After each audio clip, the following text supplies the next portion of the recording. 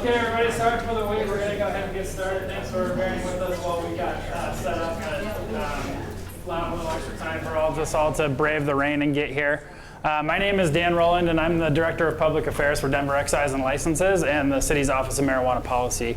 I would like to say a quick thank you very much to Margie Valdez from INC for putting this together in cooperation with the city. And also wanted to say many thanks to the Blair Caldwell Library for hosting us this evening. And Annie, you might want to say a word or two.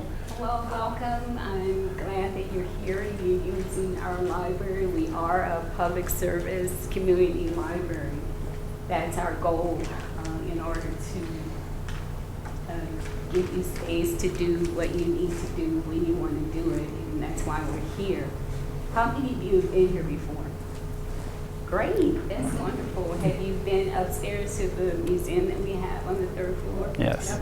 That's great too. I'm a reference librarian and an archivist here. We have an archives in this library too, over 200 collections of personal papers of people out of Colorado, Five Points neighborhood, and all of the Rocky Mountain West area. And we're growing in terms of our collections here. And I'm just glad you're here. So many faces, and it's wonderful to have a full room. So come back and spend some time with us. We do tours here of the museum, and they're constantly going on, and there's a lot to learn that's out there about this community and about what we do here. Welcome. Great. Thank you. So we'll go ahead and get started. Just to remind you, we've got a couple folks from the city here. Bea Campbell is our Public Affairs Program Manager, who is really responsible for putting this together. Stuart Knight and Chris Gaddis from the City Attorney's Office are here as well tonight. We're going to go ahead and introduce ourselves, and I thought we could maybe go table by table, if y'all don't mind, and introduce yourself, tell us what neighborhood you're from, and how about a favorite book? So I'm Dan Rowland. I live in Sloan Lake neighborhood, and my favorite book is Catcher in the Rye.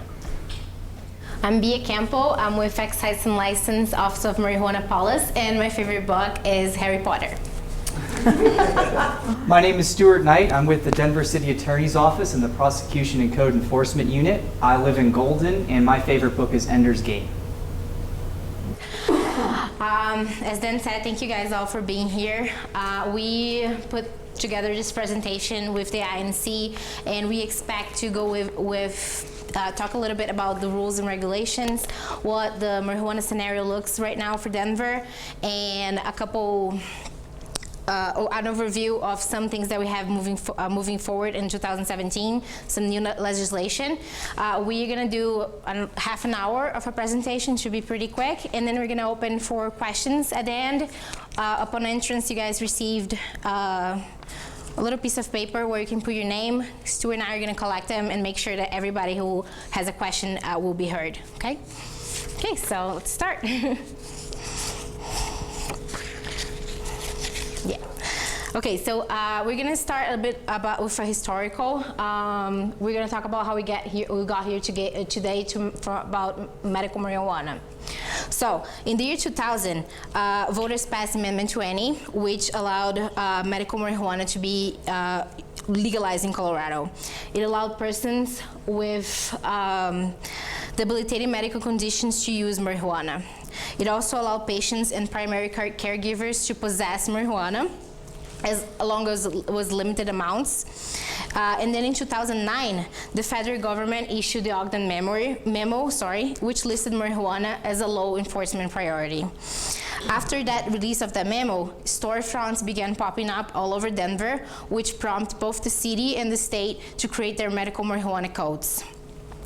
Even though those businesses that were already open were not in full compliance with those regulations, they were grandfathered, meaning that they were allowed to stay in business and keep going with their activities. So that's why sometimes we see some businesses that are not in full compliance. That's because they were grandfathered in, because they already existed before the regulations were in place. Now we're going to talk a lot about how that transaction happened from medical to recreational marijuana. And that's another very interesting historical aspect. In 2012, Amendment 64 was petitioned onto the Constitution of Colorado, and it authorized for legalized personal and private use of marijuana. It was approved in Colorado by 55% of the votes, and in Denver by 66% of the votes. It allowed adults over 21 to privately consume marijuana, to possess up to 1 ounce, to possess and grow up to 6 plants. We're gonna go into that in a little bit later. Transfer up to 1 ounce between adults without payment, and assist another adult with any of those activities. And then the governor of Colorado, after the passment of Amendment 64, he reached out to the federal government for guidance on how to regulate marijuana. And that's when the Department of Justice issued the Code Memo 2.0, which state 8 enforcement priorities for marijuana across the nation. Those eight priorities, they still play a very major role on how marijuana is regulated to this day. And they are preventing distribution to minors, preventing revenue from going to criminal enterprises, gangs, and cartels, preventing out-of-state diversion, preventing state-authorized marijuana activity to be used as a front for trafficking of other illegal drugs or any other illegal activity, preventing violence and the use of firearm in the cultivation and distribution of marijuana, preventing drug driving and the aggravation of other adverse health consequences, preventing growth and possession of marijuana in public lands. When you got here today, you also received a little flyer. Those are general rules. We're gonna go into them and some more as we go over this presentation. So, despite marijuana being legal in Colorado, what is still illegal? It's illegal to sell marijuana without a license.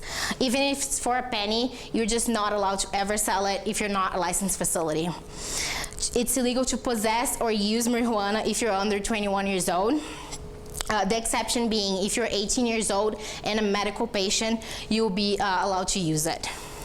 It's also illegal to give away, exchange, or otherwise transfer marijuana to someone under the age of 21 years old, even if it's medical.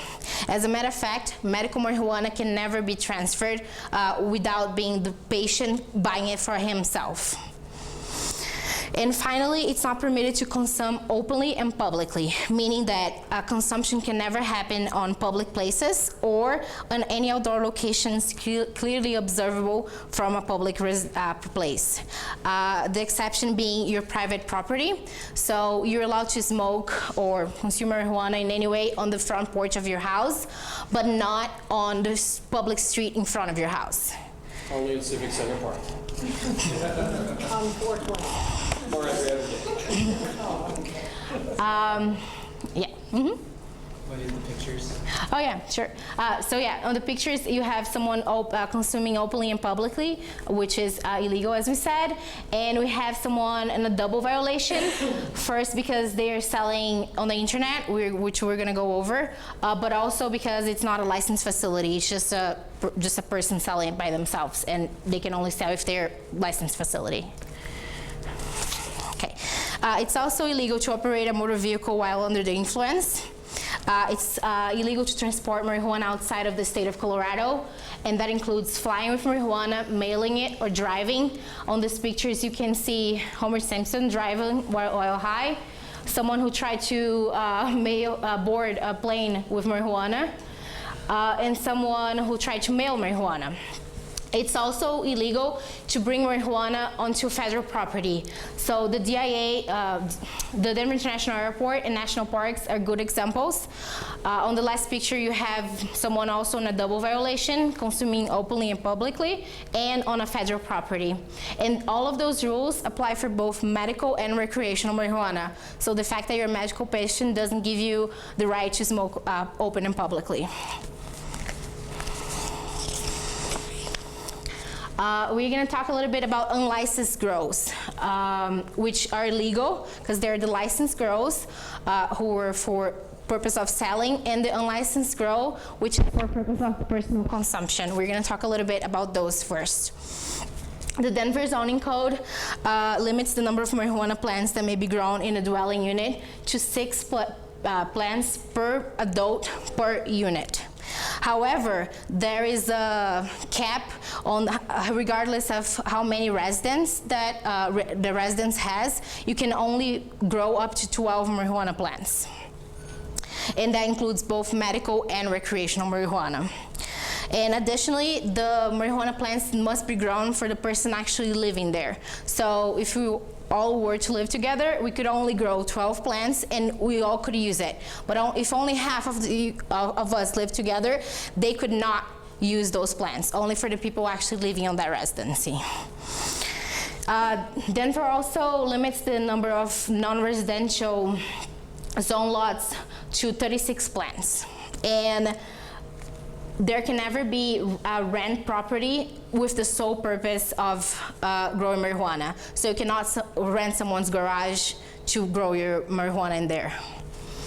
And last but not least, in no instance may someone ever grow outside. So it needs to always be on an enclosed structure. So here are a couple examples of legal and an illegal personal grow. In here we have an enclosed structure, four plants, and on the other one we have a garage with way more than 12 plants. If the garage had 12 plants and it was an enclosed structure that could be locked, that could potentially be legal. The problem is the number of the amount of plants in there. Okay, now we're going to talk about concentrates and extractions. Those are one of the bigger problems with people trying to extract concentrates on their houses. It's not illegal to extract concentrate. You should be extracting inside of a licensed facility. However, we have two exceptions that the extraction can happen on your own, as long as it's water or food-based extraction, or if it's alcohol and ethanol, that certain safety requirements are met. Extracting marijuana is not super easy. So here you can see a couple pictures of an explosion, an extraction that went wrong. The cans of butane on the floor, how the place where they were extracting looked after the explosion, as well as someone who needed to be hospitalized because of a butane extraction that went wrong.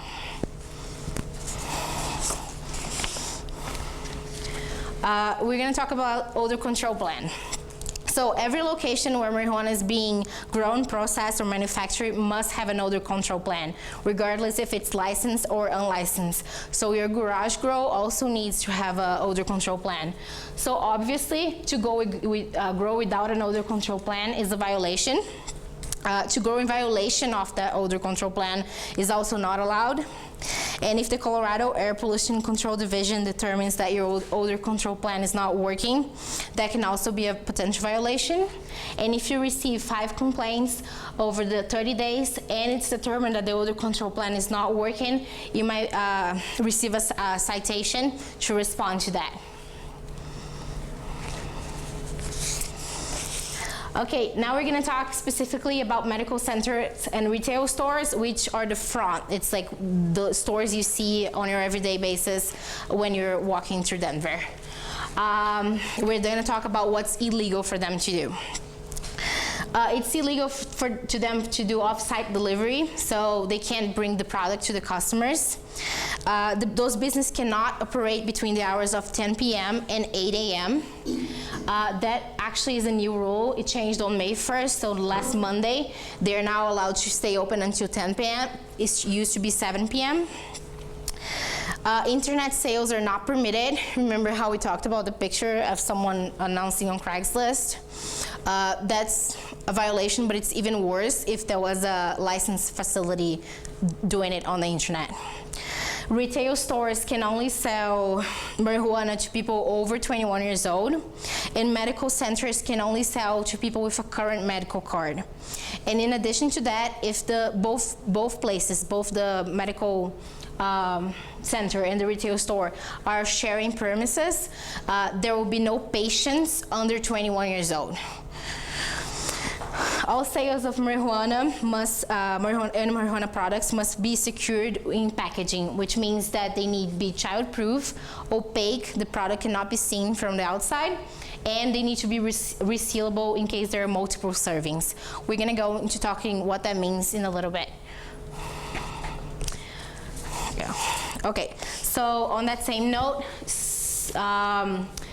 stores and centers cannot sell any other non-marijuana consumable products, so they can't sell snacks, water, soda, anything like that.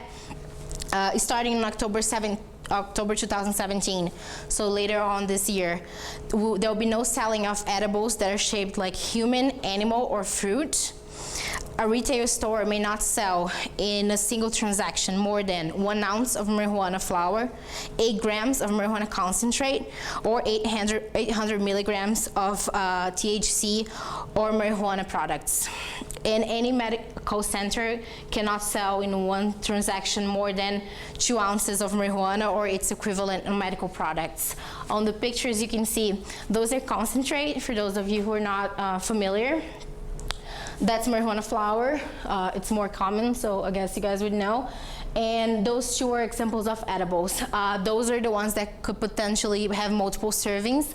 They usually come in 100 milligrams, and the serving is 10 milligrams, so they need to be resealable so the person doesn't get intoxicated from all of it. Oh yeah, and sorry.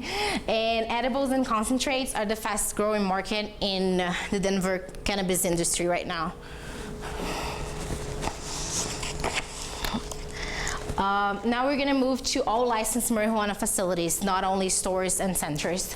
On all of them is 100% forbidden to have on-premises consumption. Every employee needs to go through a background check, and only those employees are allowed in certain parts of the establishment. It's also illegal for anyone to have access to limited areas of the stores without the identification badge, being a visitor or employee. And all licensed marijuana establishments must have a security alarm system, a commercial-grade non-residential door lock, a video surveillance, and they need to keep storage of 40 days of video recordings, and a waste plan, since all marijuana must be made unusable and unrecognizable. So in the pictures we have an example of how the badge should look like, and on this one we have marijuana waste without a waste plan. That's a problem because 1, you can be recognized, and 2nd, because a lot of people could potentially have access to that dumpster and get the marijuana remains from it. A little bit about advertising of weed in the city of Denver. The first thing we need to know is that Denver has more strict rules than Colorado does. And according to those, there will be no advertising anywhere in the city where it's viewable from a public place. And there are a couple exceptions to the rule. The first exception is for fixed signs for purpose of identification, and those need to be on the same lot as the licensed establishment that it's trying to identify. Printed media of general circulation, so for example the Westword, I'm sure you all seen it, as long as the readership is composed by at least 70% of adults. And also for advertising that is purely incidental to charitable sponsorship. And in addition to that, Colorado, the state of Colorado also does not allow for any out-of-state advertising. On those pictures, we can see an example of a legal and an illegal advertising. The legal, it's purely incidental to sponsorship, to charitable sponsorship. And even though it's outside, because it's incidental to charity, it's completely fine. On the other one, we have outside, it's not on the same licensed facility, it's not on the same perimeter, and it's not, doesn't have anything to do with charity. This one is particularly from California, so I doubt that we've seen this in Denver, but if that was in Denver, then it would not be allowed.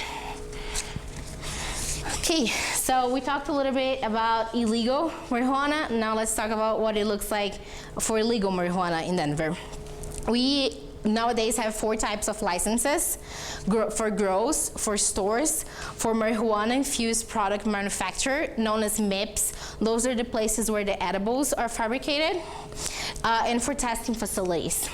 We also have 3 pending licenses for transport, off-site storage, and special consumption area. We're gonna talk about this last one on our last slide. They are licensed for both medical and retail marijuana. They are always in known locations, and they are taxed and regulated.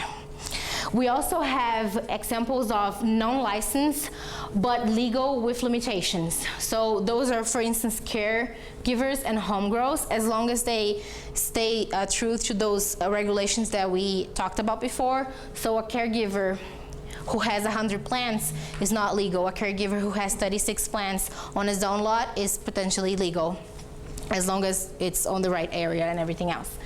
And we also, we used to have medical and retail collectives. They're still allowed. However, with the 36 plant count ordinance, they are little by little being extinguished.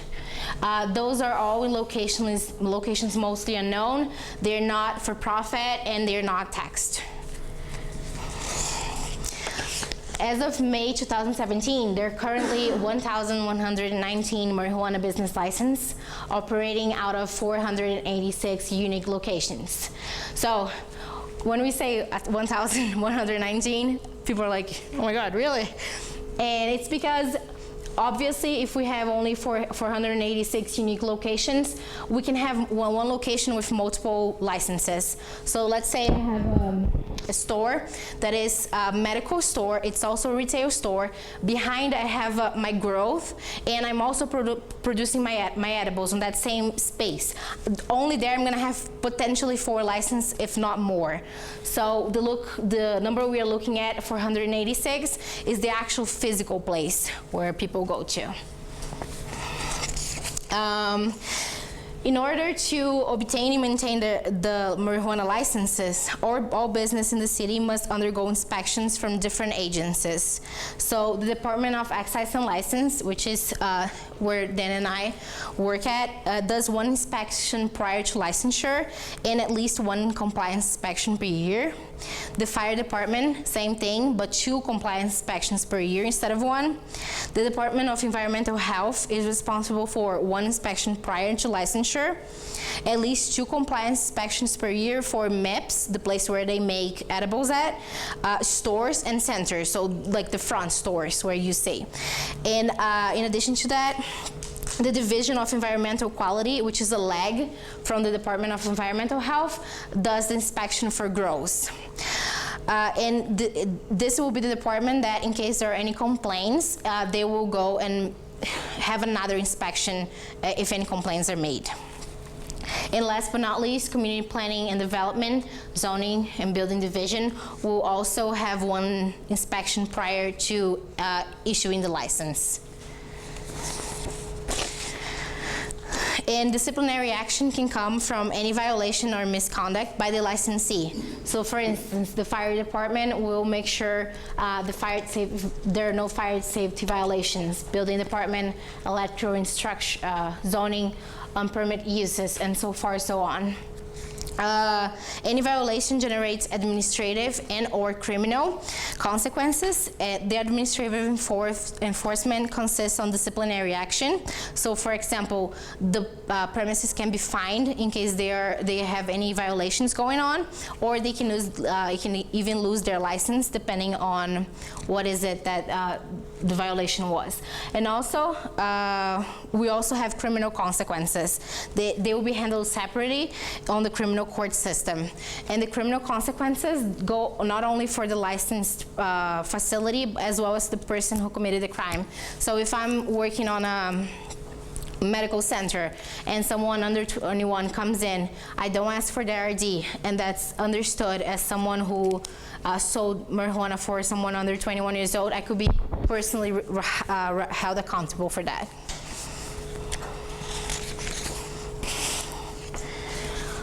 In addition to the inspection requirements, new and transferring stores and centers must also go through a hearing prior to licensure. So the applicant must prove that the license will meet reasonable needs and desires of the neighborhood and that good cause does not exist to deny the license. And the parties in interest also have an opportunity to provide evidence as to whether the license meets the reasonable needs and desires of the residents and whether good cause exists to deny the license. Parties in interest will be the residents of that designated area. Designated area will be 5 or 9 blocks from the point where the marijuana establishment is at, depending on which area of the city. Business managers and owners with that same designated area, RNOs whose boundaries include that designated area, and city council members whose districts are inside that designated area. We will have a presentation only about public hearings on 5/22. If you're here today, you were obviously invited for that one too, and in which we will go through every legal aspects and rules and regulations to make sure that everybody understands what are public hearings and why they exist and how we can be a part of them. And if you see any violations on any of those rules that we just went over, those are some lines that you can call. We can call the DPD non-emergency line, the DPD anonymous tip line, Vice team. You can call 311. You can go on the EXL website. There's a form that you can download and send it to us. And you can call the neighbor prosecution team. Chris is back there, and he will be the one picking up the line. If and when you call those, you should state your name, exactly what you see, when you see it, what is it that you're seeing. Make sure that you report it timely so so the city can actually do something about that report. And finally, last thing, we're going to talk about I-300, which is Initiative 300 that passed last November 2016. So as we talked before, Amendment 64 does not allow for open and public consumption. However, in November 2016, Initiative 300 passed with 54% of the votes in Denver. It called for a creation of a 4-year pilot program, and it creates a permit for marijuana designated consumption areas, known as DCAs. Those DCAs, they must comply with the Colorado Clean Door Act and with the Colorado restriction that consumption cannot occur openly and publicly. And to gain access to DCA, you must be 21 years or older. Shortly after the passage of I-300, the Department of Revenue announced that consumption of marijuana on liquor licensed premises is not allowed. And currently, Denver is working on its rules and regulations, which will go through a public process as well as a public hearing. You guys are all invited. On our website, you will be able not only to see the whole text of I-300, but as well as the proposed rules and regulations, the timeline that we are thinking of working, and the date for the public hearing. So you are all more than welcome to stay tuned and come give your inputs and your opinions on that matter. And that was it for me. If you guys, we're gonna open for questions. So Stu and I are gonna go over and collect papers of whoever has questions, and then we're gonna make sure we get to all of them. I don't have anything on there. Oh, no, but do you have a question? Not yet. Okay. Okay. Yeah, where's the 3 samples? Do you guys, any of you guys have questions? Here's one, I'll take it. Thank you, John. Thanks. Got it? There's one. Anyone else? Oh, we're gonna ask you, so don't worry about it.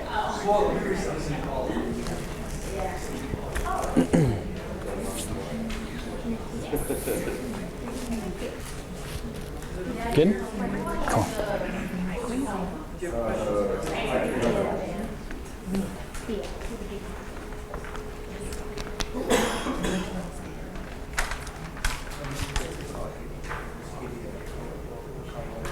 Posso we're gonna call you, and then you can ask your own question.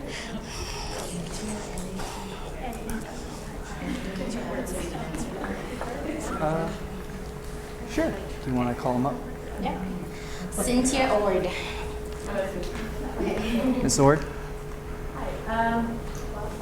Yeah, so I am a communications manager at my 420 tours. We do Kansas tourism. And so we run up against a lot of the public consumption laws. That's the number one thing that we deal with. So my question is about the new Church of Canvas that was just opened and what you guys make of that. Where does it fall legally? How can it get around public consumption laws? Or what? So that's an excellent question. It's something that our office is currently looking at. We have not yet come to a resolution on what position we're going to take with it, but I can tell you that yes, we have looked at it. We are attempting to address it, but just at this stage, before we've come up with our official response, unfortunately, we are not taking a position at this point in time. When we do, we'll be sure to release that information out to the public so that you'll be able to, respond accordingly. Stu, Perhaps Dan take some has of that. something he'd like to add. We've done some enforcement already. Basically, the guidance that has been offered to the church or the event center has been to make sure their events are strictly private. If they're not, they're going to be cited, and that's already happened. 3 of the individual operators of the church, have been cited for the state charges against open and public consumption and the Colorado Clean Indoor Air Act. So it's an ongoing process, and they're aware of the rules, and we're going to be monitoring them. So what constitutes private? What criteria do they have to meet in order to say private? It's a case-by-case basis, but essentially, if a member of the general public can walk up and get in, it's not very private. They have a permit for DCA there? They do not, no. And there are no permits for DCA yet. We haven't begun that application process yet. Okay, Gertie Grant. I'm curious about 2 things. What is the odor management plan for somebody who is growing legally with their permit, growing 6 marijuana plants or up to 12 marijuana plants in their residence? So you just have to have some kind of odor control plan. The specifics of what that can be can vary. Obviously, different houses would have, if you're assuming that we're talking about a home grow, would have different requirements in order to maintain and have an odor control plan that's effective. For example, you have that, we had the one grow example with the big box that the plants were growing in. If you're able to seal that up and keep the odor inside of it, and your plan is that you are not going to grow outside of that box or outside of that little grow closet, then that would be considered an odor control plan. Again, it's going to be part of a case-by-case basis. We want to give people some flexibility to come up with an odor control plan. The big thing for us, though, is that it works. So don't grow in violation of it. Make sure it's something that's actually going to be effective. Don't just sort of come up with a cursory, I'm just going to grow inside of my house and have that just kind of be it. If your house if it's not going to stop the odor from coming out onto the street. How many enforcement actions on that have there been? So that's actually not done through our office, so I don't have that exact number. You would have to check, I believe, with the Department of Environmental Health on that to see how many they've done. There's a woman over there, Danica, who does a lot of the marijuana enforcement over there. She'd be a good person to contact. And if you want to circle back with me after, I can try to get you her email or something if you want to contact. And then how is public places defined where consumption of marijuana is prohibited? It's not defined very well, and that's been an issue, obviously, since 2012 in the campaign. So the city's ordinance states that, and I'm probably going to bungle this, so excuse me, that it is a place where a member of the general public has reasonable access to without restriction, meaning it's not a place where you have to necessarily show an ID or get into somehow, but just without restriction that you can access it. So a bus driving around Denver, that is a private bus, and people get on at the DIA and go into, and it stops at a marijuana a recreational marijuana place and they buy their marijuana legally, they can sit in that bus and smoke it with the windows open? I believe so, yeah. Okay. Next question is Tim O'Brien. Yes, sorry, sir. All right. When this all started, the first 4 months, marijuana was legal. I remember hearing that the liquor industry was concerned, or this is what I heard, because their figures were down. I mean, liquor consumption was down when marijuana is out. Has that continued, or do you know? Is there any way to track that? We talked about that just today. I don't know the numbers, but liquor consumption in the state and across the U.S. has been falling for 10 years. So I don't know that we would want to try to correlate that with any kind of legalization of marijuana, but liquor consumption is falling. Because one of the concerns we had was that then recently a lot of the restaurants and bars or whatever were trying to get it where they could stay open later, because the revenues were down. Sure, yeah. I think it's Sally. Is there a Sally? Oh, yes.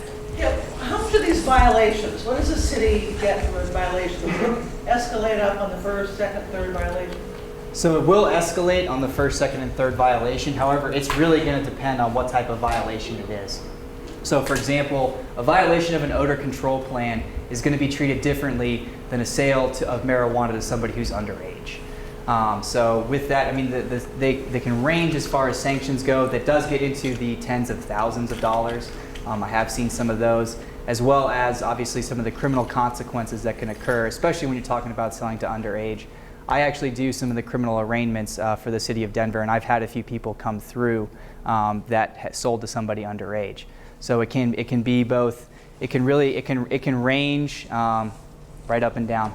It's really gonna be fact specific, and a lot of it's gonna go back to those federal enforcement priorities. Are you really violating one of those big 8 that we really care about, because we want the federal government to not kind of come in and be in violation of what their enforcement priorities are. Michael Henry. This is not a question, but I'd really very strongly recommend for the next session that you give us hard copies of some of the key documents.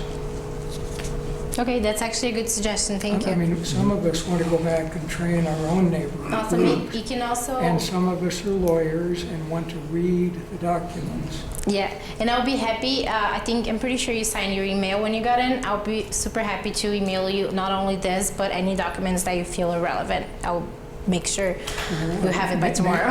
Maybe the whole group would be interested. Okay, yeah, if no one minds a bunch of emails from me, I'll make sure to email the PowerPoint and all legal documents that are relevant on that same. And on that point, anybody else that has suggestions for things they would want to see with the next ones, or things that they think would help make this a little bit smoother, let us know. We want this to be something where you get something out of it and you really kind of come away knowing more than when you came in. So we really want to hear your suggestions if you have them.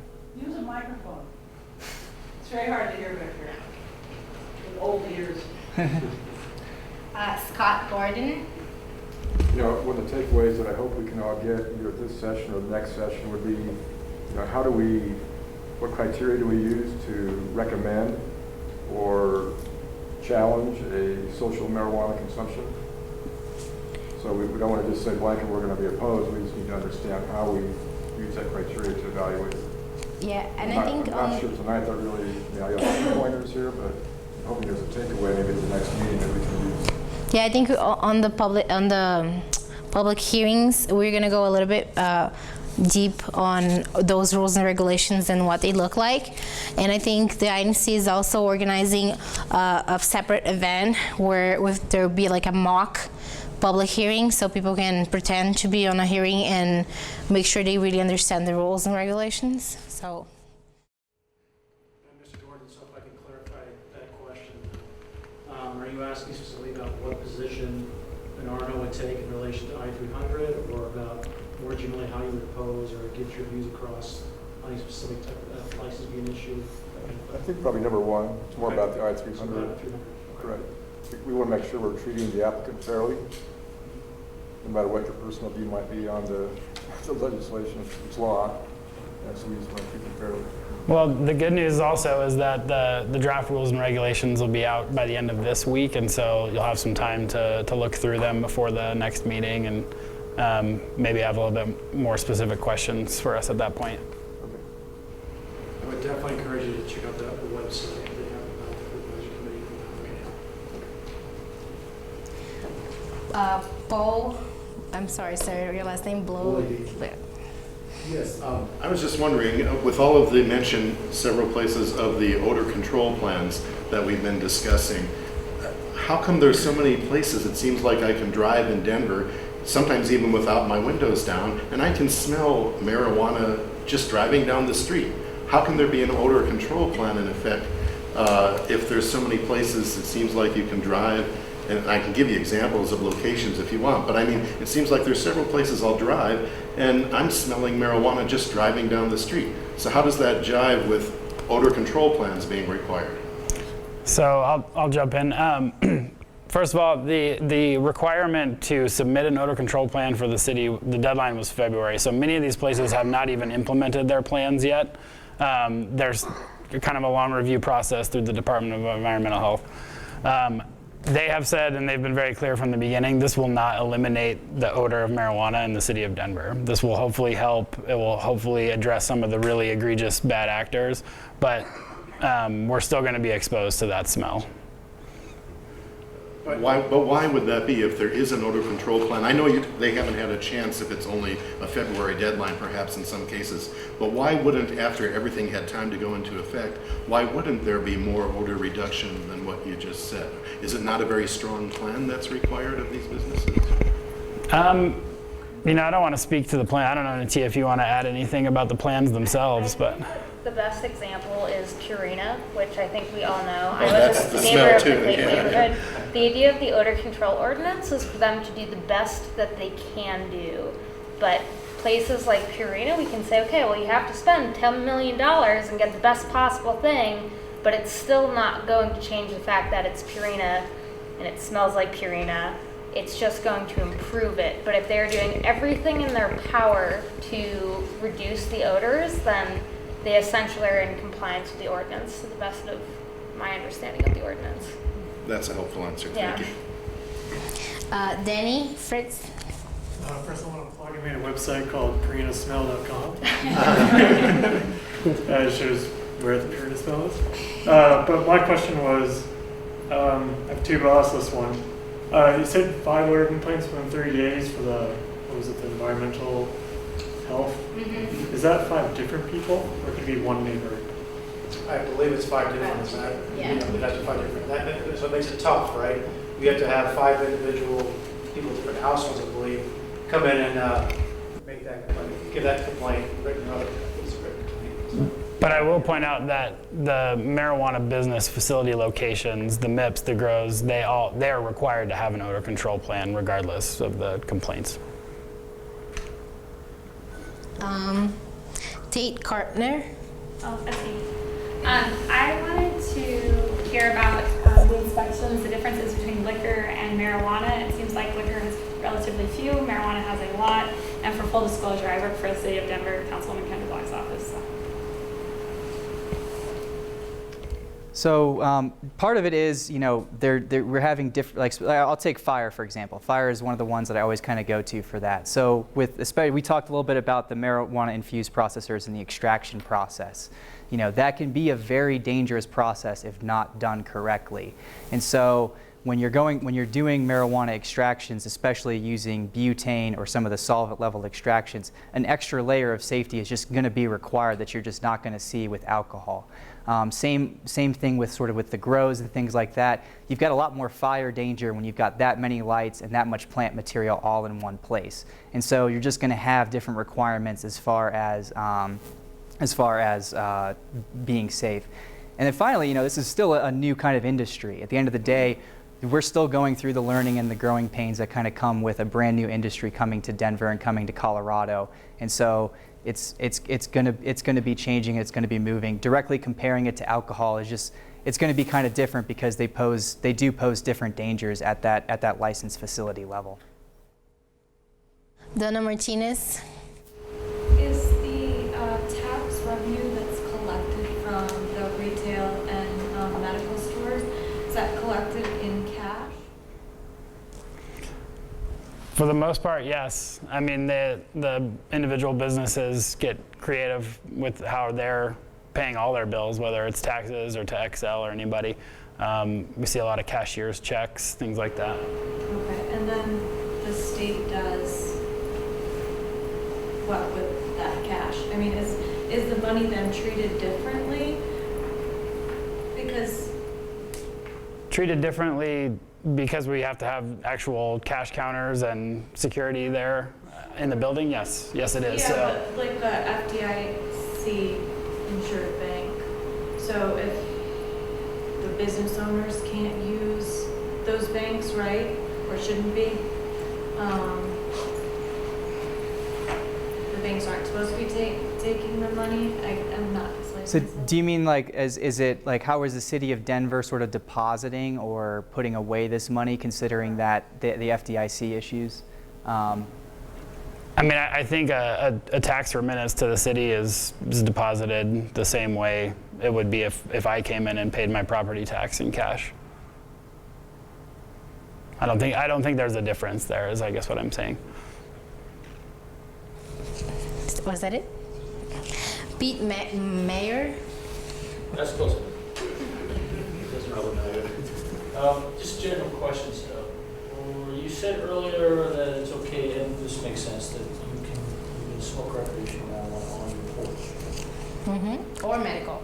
You can, Or medical. Yeah, as long as you're on your own private property. Private property. And that was just a clarification question. So anywhere on your property? Yeah, I believe so. Yes. Yeah, okay. Yeah, I think like you had said porch, and I thought. Yeah, I think it was just an example. Porch is just kind of the most common, is what we typically see. The way that ordinance is written, if I recall correctly, is that as long as it can't be reasonably seen from a public space. So a guy walking on the sidewalk sees a bunch of people smoking on marijuana right there, you know, he's on their little private lawn, there's a sidewalk. That's one thing. A guy back up on his porch, kind of with a little railing there kind of thing, maybe in his backyard, that's probably something different. There's those terms in this, I think it says can't reasonably be seen from a public space. So it's kind of, how is that interpreted? You know, it depends. It's situational. That's pretty clear. I think most people would realize it's my property. If I wanted to do this on it, I'm not going to want something. It's one thing to be standing, like I said, like on right next to your public sidewalk, just kind of. Exactly, yeah. But you have to be careful if you're renting, because your lease agreement or your rental agreement may prohibit the smoking of marijuana in where you live. So, and condos, condominium associations will also have covenants that prohibit smoking of marijuana in the condo, even though you own it. So you have to be very careful with whether you rent, lease, or you live in a condo, and there might be other things out there that you need to be aware of. Thank you. That was actually one of my questions. Oh. So with rentals, and then is the city with its consideration, recent consideration of Airbnb, all those regulations now, did they prohibit the use of recreational marijuana if you're coming into town for a weekend and smoking it in that property? It's not in the city's regulations, no. It's entirely up to the property owner and the operator of the short-term rental. Okay, and then the last question on that, you may not know this either, but so if you have a duplex versus a single-family residence, there's a party wall agreement on duplexes, which is a legal agreement, and is it, you know, it's dictated typically as a standard, but if you have two people owning each side of the duplex, different, they have an agreement between each other. So if there's some kind of prohibition to one unit being rented, is that between those two people and the party wall agreement? Yes. Okay, that's it. So yeah, that's not, we don't enforce private agreements. That's a private agreement. Yeah, so it's just like, you know, you've got your homeowners association agreements. The city of Denver is not the ones enforcing that. That should be between you and the homeowners association. And then the last question I have is, if you have renter or your neighbor smoking in the backyard, this is going to be unusual. But if you have somebody that's smoking anything all the time, if it's cigarettes or marijuana, or they leave their beer cans in a can, they don't rinse them out, and after a while it starts to stink all the time. What recourse could someone have in a situation like that, which is going to be unusual? What could happen? I think your best bet would be to contact this man right here with the neighborhood and prosecution team. We've had that issue going before, and it unfortunately kind of went away on its own. I didn't really dig into it. We're looking at things like, is this a violation of that public smoking seen from the public? It really wasn't. It's going to smell from someone's going there smoking. At that point, this was a couple of years ago, I didn't have an answer because I really want to help them out and stop, prevent that. But as far as recourse, it's kind of tough. I have to look into it. Otherwise, we look at that voluntary compliance kind of stuff, right? Have them sit down and talk about, hey, could you not do this? Maybe do it at a certain time, or do it on the other side of the house, and that kind of stuff. Do it inside. And sometimes those measures are effective as well. Come to some type of agreement. But otherwise, as far as just straight direct recourse, this is a violation of the law. It's kind of tough. That's kind of hard. Private home, going to a private home kind of thing. That's kind of tough. So once again, it's going to fall between the two owners, like your dog's barking too much, can you come talk about it? It could be, and I'm going to be happy to work on something like that between neighbors to get that issue going on. That's the best case of resolution is between. Sometimes it is, yeah, and because right now it's I don't want to say it's impossible, but I was struggling to think of what would I potentially do as far as a code violation or law violation with that. There's not much there. Okay, thank you very much. And last, I think it's Rachel. Rachel? No? Who submitted a paper and didn't get asked? No one? Does anyone have any additional questions that we Doesn't kind look of like added? Rachel? Oh, Richard. Richard, yes. Oh, yeah. Oh. I'm sorry, I should have jumped on that. But Rachel didn't quite sound Mine is a little bit outside of what everybody's been talking about, and that is as a school teacher within the public schools, and my students smoking marijuana, and it's happening. It's the avalanche that's heading towards us. Are there any steps being taken to take revenue to start addressing those things within the schools, and also creating projects, programs within the communities that addresses that, especially within the parks and recreation centers during the summer?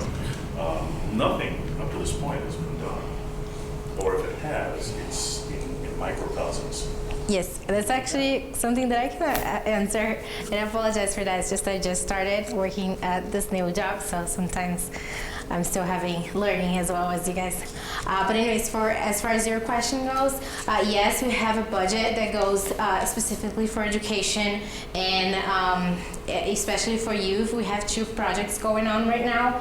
One is for the after-school program. I think, how much do they? 1.5 million, and we also have an educational program that just started. It should be public sometime this year about the youth prevention, consumption prevention. So yeah, do you want to add something? I would like to add, it's actually $7.5 million since 2014 that we've put into these grant programs. So there's actually 2 tracks. There's one through the Office of Behavioral Health that's really interventional, diversional programming for children that have actually entered the justice system one way or another. The other is through our Office of Children's Affairs, and that's what Bia was mentioning. It's mostly focused on after-school programs. These are 98% DPS kids. Most of the facilities are DPS facilities. It's not DPS curriculum, it's the After School Alliance, but we're putting the resources in that after-school time, that 3 to 6 p.m. kind of troublesome window. There's also some summer programming in that early August gap between the time when kind of summer programming ends and before school starts. It is a small sample, but it has been very effective. And it's teaching kids healthy lifestyles. It's not all about marijuana all the time, but it is funded using marijuana sales tax money. My concern is if I circle around a little bit with that question, is that probably the biggest fight that you're having with that initiative, with that money, is the fact that many of the parents believe that it's fine. I mean, that's their choice. And so you're basically going up against, what the parents consider to be part of their lifestyle versus what you or what we think should be recommended.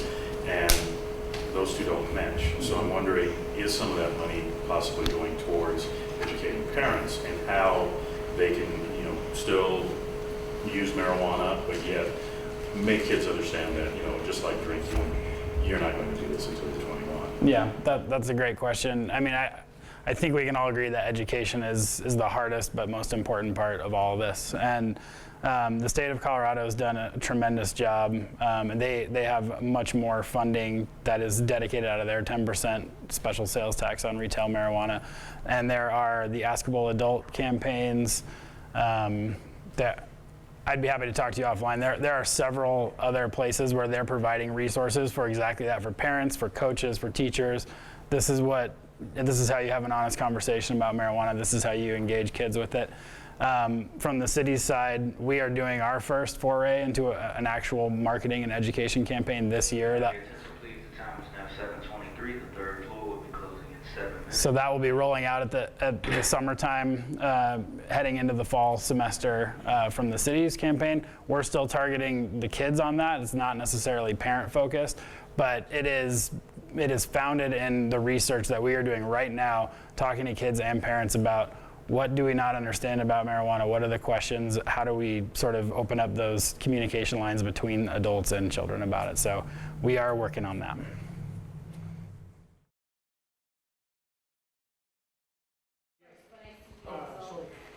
As I understand it, the odor control plan is merely a system, an adequate system of ventilation. Am I correct?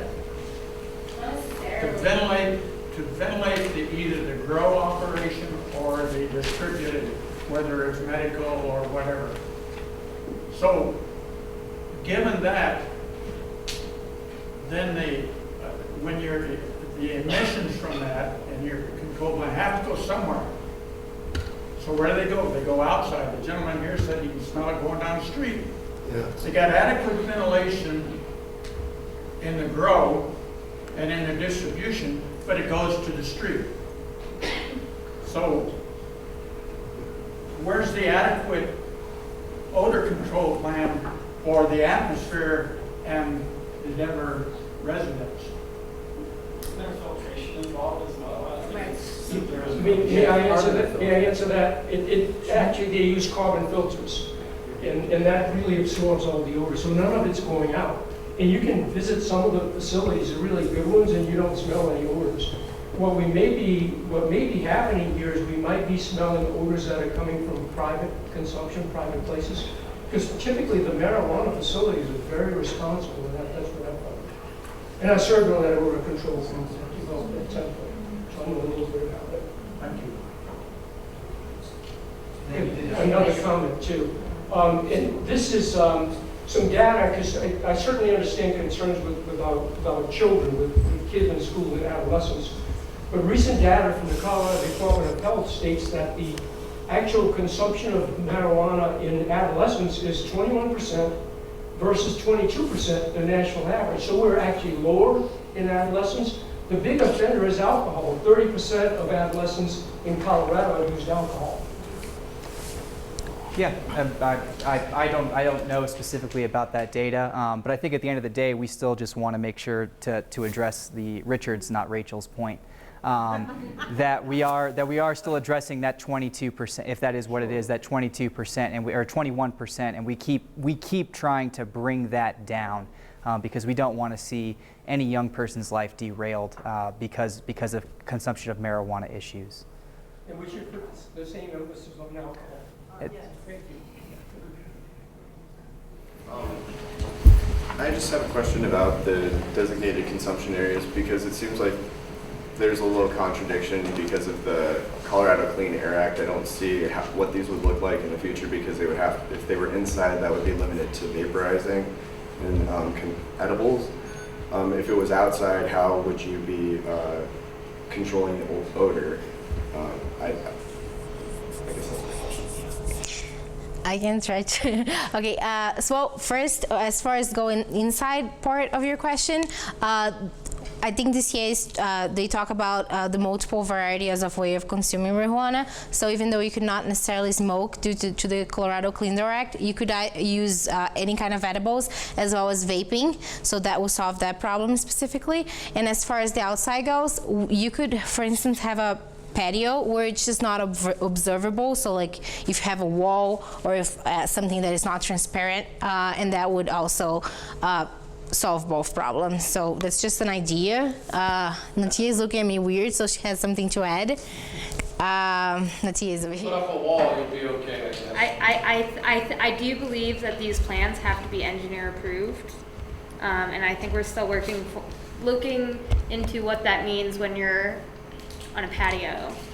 Does your engineer approve that air goes up? I don't think we have worked through all of the details yet, but we will before we start licensing anybody. And my last question would be, how many applications have been submitted so far, or is that even process started? None yet, because the process hasn't started. As I said, we have, Dan just said that the rules and regulations proposed is going to be on the website later this week. That's the, I can put the slide up again, that on their website will be able to see the rules and regulations. After that, it's going to go through a public hearing to make sure everybody's voices are being heard. And just after that, we're going to be starting to issue permits. I think that should be, from what I heard, done by sometime this summer. So summer is 3 months long. I had another question, actually. It doesn't seem like, from the report, the PowerPoint presentation, that there was any, we've talked about edibles and the extraction and the smoking, but there didn't seem to be any discussion of vaping. And I drive for a ride-sharing company, and when I stopped for a while, one of my passengers told me, because I had to stop for several minutes, well, since you're going to be stopped in this parking lot, I'll just stand outside your car and use this little machine and vape marijuana. Well, and it was against the rules, so I reported her later to the ride-sharing company. But basically, standing right side up, my door was halfway open. She was just outside the door, and then I think that was the only incident on the trip that anything like that occurred. But I felt somewhat headache or somewhat affected just from that. So is there really this huge difference? I couldn't smell anything, but is there really a huge difference in terms of secondhand exposure with vaping and smoking? Is it really that dramatic? Or if we're saying these people can do vaping in these Initiative 300 approved spaces, maybe that's not so different from smoking. And why wasn't vaping specifically discussed? Do you have any comments on that as far as what I'm saying in this example and Amendment 300, and then how it relates to the overall presentation, the vaping itself? So one thing to keep in mind, we are not health experts at all. We do not have I don't think any of us have the requisite knowledge to really be able to tell you, this is how vaping marijuana will affect you as opposed to smoking marijuana. The difference between them is pretty simple. Smoking marijuana involves combustion, and that's kind of been where we're at, and that's how it goes with the Colorado Clean Indoor Air Act. And vaping itself is a fairly new sort of fad or phenomenon that's come up fairly recently, even within sort of the tobacco industry that it's been working with. With those kinds of concerns, I urge you to go attend the public forum for the I-300 and for the rules and things like that, and express those issues, because this is new.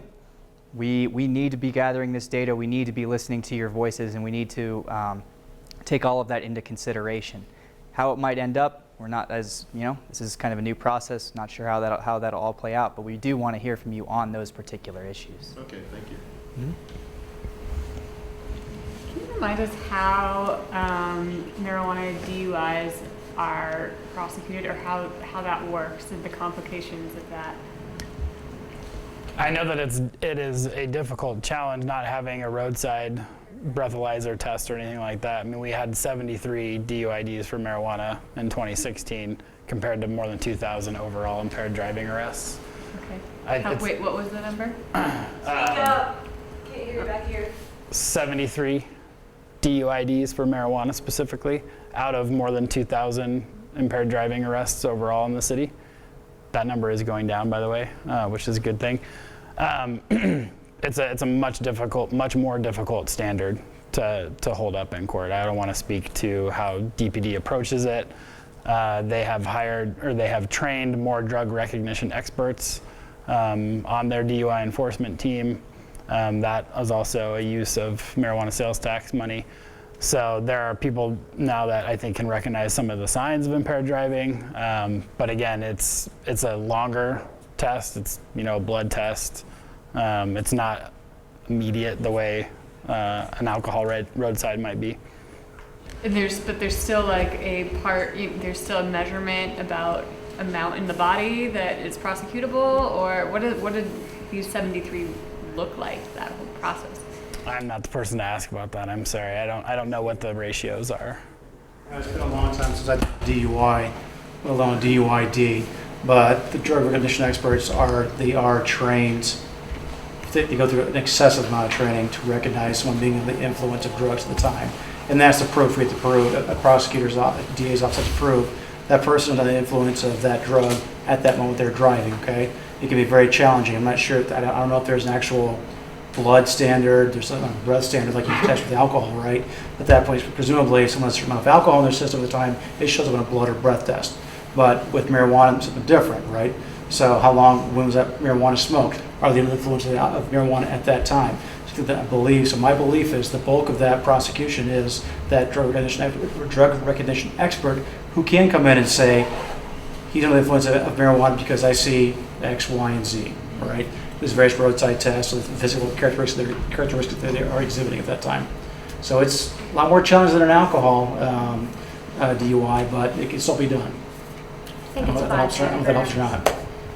And I think they have it isolated to the one that's active. And basically what they said was, the police, it doesn't matter what the influence is, it's their testimony, whether they have blood tests or not, that you're on something, and it's that testimony that they will then take it off the street.